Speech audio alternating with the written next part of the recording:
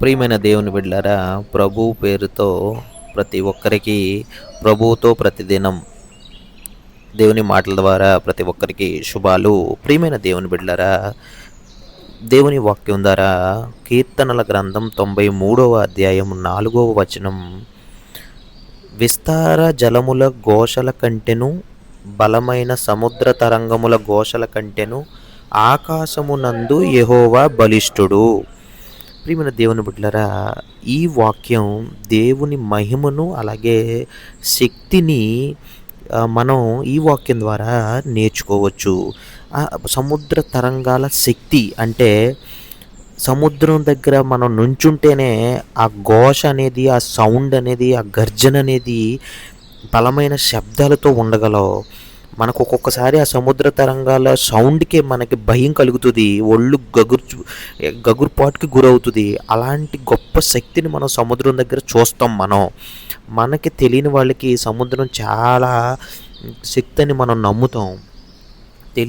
తెలిసిన వాళ్ళకి సముద్రమే కదా అని అనుకుంటాం. కానీ సముద్రం ఎంత ప్రబలంగా గట్టిగా దాని శబ్దం ఉంటుందంటే మనకే ఒక్కొక్కసారి భయానికి గురయ్యే అంత పెద్ద శబ్దంగా ఉంటుంది.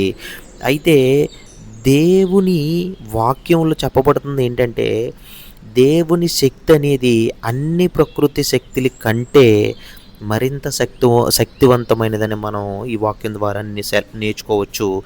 సముద్రం తన ఉగ్రతతో ఎంత గొప్ప శబ్దాన్ని ఇచ్చినా, ఎంత భయాన్ని ఇచ్చినా, ఎంత సౌండ్ ఇచ్చినా, ఎంత తరంగాల సౌండ్ ఘోషణ ఇచ్చినా కూడా ఆ శబ్దం, ఆ శక్తి యెహోవా దేవుని శక్తి పట్ల అది చాలా చిన్నదే.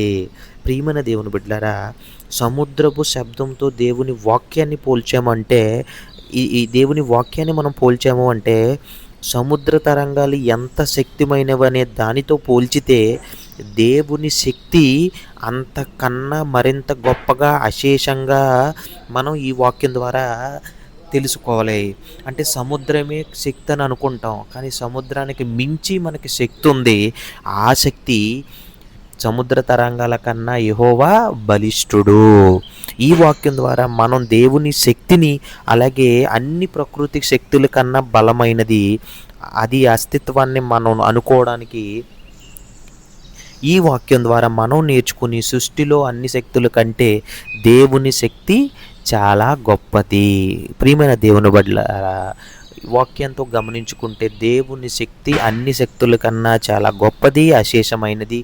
ఈ మాటల ద్వారా దేవుని శక్తిని తెలుసుకుని ప్రతి ఒక్కరు అందులో జీవించే విధంగా దేవుడు మెండైన సహాయం చేయనుగాక.